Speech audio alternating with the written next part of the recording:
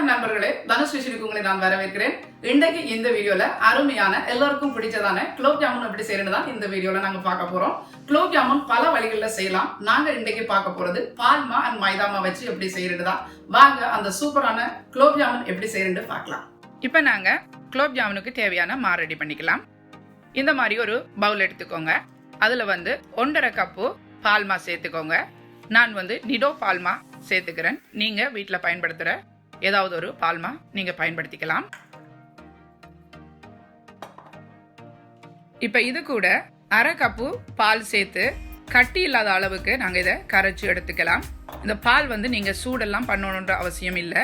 நீங்கள் நார்மலாவே நீங்க இந்த பாலை நீங்க பயன்படுத்தலாம். இந்த மாதிரி கட்டி இல்லாம கலந்து விட்டதுமே இப்ப நாங்கள் மைதா சேர்த்துக்கலாம். ஒரு அரிதட்டுல 1/2 கப்பு மைதா சேர்த்துக்கோங்க. அது கூடவே 1 டீஸ்பூன் அளவுக்கு பேக்கிங் பவுடர் எடுத்துக்கோங்க. ரெண்டையும் சேர்த்து அரிச்சு நாங்க பால்மா கலவைக்குள்ள சேர்த்துடலாம்.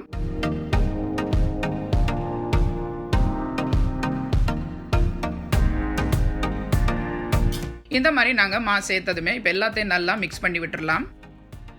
இப்ப இது கூட 2 மேசக்கரண்டி அளவுக்கு நெய் சேர்த்துக்கோங்க.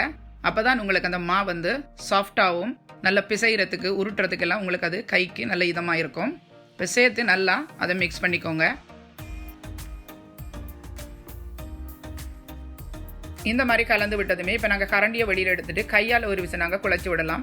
இந்த கலவையை நீங்கள் சப்பாத்தி மாவை போல் நீங்கள் அழுத்தம் கொடுத்து பிசையணுன்ற அவசியம் இல்லை. நார்மலாக நீங்கள் பிசைஞ்சா போதும். இதுக்கு நீங்கள் அழுத்தம் கொடுத்து பிணைஞ்சிங்கன்னு சொன்னால் அந்த குலோப் ஜாமுன் கொஞ்சம் ஹார்டாக இருக்கும். இப்போ நாங்கள் இதை குழைச்சாச்சு. இப்போ நாங்கள் ஒரு 10 நிமிஷத்துக்கு இதை நாங்கள் ஒரு ஓரமாக வச்சிடலாம். இப்போ நாங்கள் குலோப் ஜாமுனுக்கு சீனி பாகு ரெடி பண்ணிக்கலாம். இந்த மாதிரி ஒரு பாத்திரத்தில் 1.5 கப்பு சீனி சேர்த்துக்கோங்க. அது கூடவே அதே அளவு 1.5 கப்பு தண்ணி சேர்த்துக்கோங்க. இந்த சீனி பாகை பொறுத்தவரையில் அளவு ரொம்ப முக்கியம், அதை கவனமாக பார்த்துக்கோங்க. இது கூடவே 4 நசிச்ச ஏலக்காய் சேர்த்துக்கோங்க, இது வாசனைக்காக. அது கூடவே 1 சிட்டிகை அளவுக்கு குங்குமப்பூ சேர்த்து நல்லா கலந்து விட்டுக்கோங்க. இந்த குங்குமப்பூ வாசனை அதே வழியில் கலரையும் கொடுக்கும். இப்போ அடுப்பை ஆன் பண்ணிட்டு நல்ல உயர்ந்த தீயில வச்சுட்டு இந்த சீனி கரைஞ்சு கொதி வந்ததுமே மீடியத்துக்கு குறைச்சிருங்க. இந்த சீனி பாகு ஒரு கம்பி பதத்தை விட கம்மியா இருக்கணும். அப்பதான் உங்களுக்கு சரியான பதம். 10 நிமிஷம் இந்த மாதிரி கொதிச்சதுமே 1 டீஸ்பூன் அளவுக்கு எலுமிச்சஞ்சாறை சேர்த்து நல்லா கலந்து விட்டுட்டு அடுப்பு அணைச்சிடலாம். இந்த எலுமிச்சஞ்சாறை எதற்காக சொன்னா இது ஆறுன பிறகும் இந்த பாகு கட்டியாகாமல் இருக்கிறதுக்காக தான் இந்த எலுமிச்சஞ்சாறை சேர்க்கிறது. இப்போ நாங்க இதை ஒரு சைட்ல வச்சிடலாம்.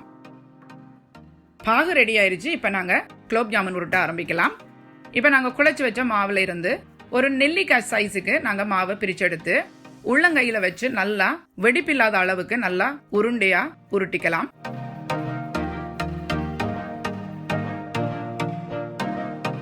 பாருங்க, இந்த மாதிரியே வெடிப்பில்லாம நாங்கள் குழைச்சிருக்கிற மா எல்லாத்தையும் உருண்டை பண்ணி எடுத்துக்கலாம். இப்போ பாருங்க, குலோப் ஜாமுன் எல்லாம் உருட்டி பொரிக்கிறது தயாராயிருச்சு. இப்போ நாங்கள் பொரிக்க ஆரம்பிக்கலாம். எண்ணெய் மிதமான சூட்டில் இருக்கட்டும். இப்போ நாங்கள் உருண்டைகளை போடும்போது சின்ன சின்னதாக அந்த குமிழ் வெளியில் வந்தால் அந்த எண்ணெய் சரியான பதத்தில் இருக்குது. இப்போ பாருங்கள், இந்த மாதிரி எல்லாத்தையும் நாங்கள் போட்டு பொரிக்கலாம். நெருப்பு மீடியத்தை விட கொஞ்சம் குறைச்சி வச்சுக்கோங்க. அப்போ தான் உங்களுக்கு உள்ளே வேகிறது மட்டும் இல்லாமல் வெளியிலும் அழகான கலரை தரும். இப்போ இந்த மாதிரி நாங்கள் எல்லாத்தையும் போட்டதுமே கரண்டியால் நீங்கள் அப்பப்போ இந்த மாதிரி கலந்து விட்டுட்டே இருக்கணும். அப்போ தான் உங்களுக்கு கருகாமல் வடிவான கலருக்கு அது வெந்து வரும்.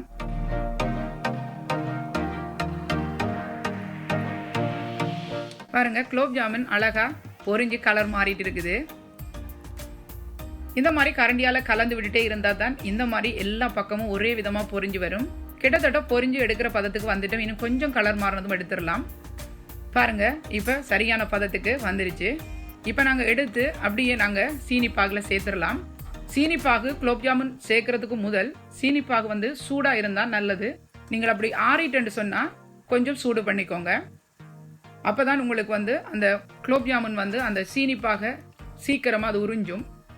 இப்போ நாங்க எல்லாத்தையும் வடிச்சு நாங்க இப்ப சீனி பாகுல சேர்த்துட்டு ஒரு விசை நாங்க கலந்து விட்டுட்டு அப்படியே மூடி போட்டுட்டு குறைஞ்சது ஒரு 2 மணி நேரத்துக்கு நாங்க அதை ஊற விட்டுறலாம் சீனி பாகுலயே.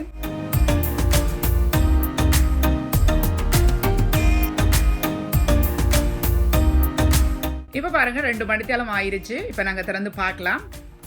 பாருங்க, குலோப் ஜாமுன் அவ்வளோ அழகா சூப்பரா ரெடி ஆயிருச்சு. இப்போ ரெடியான எல்லா குலோப் ஜாமுனையும் ஒரு பாத்திரத்தில் மாற்றிக்கலாம். மாற்றிட்டு சர்வ் பண்ணிக்கலாம்.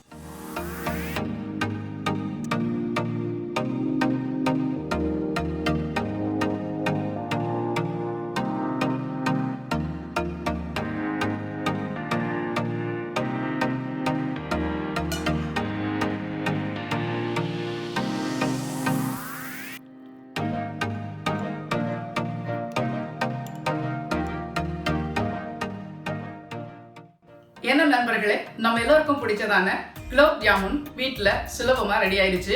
இந்த ரெசிபி உங்களுக்கு பிடிச்சிருந்தா லைக் பண்ணுங்க, ஷேர் பண்ணுங்க, மறக்காமல் தனுஷ் கிச்சனுக்கு சப்ஸ்கிரைப் பண்ணுங்க. மீண்டும் இது போன்ற இன்னும் ஒரு சமையல் குறிப்புடன் உங்களை சந்திக்கும் வரை உங்களிடமிருந்து விடைபெறுவது தனு.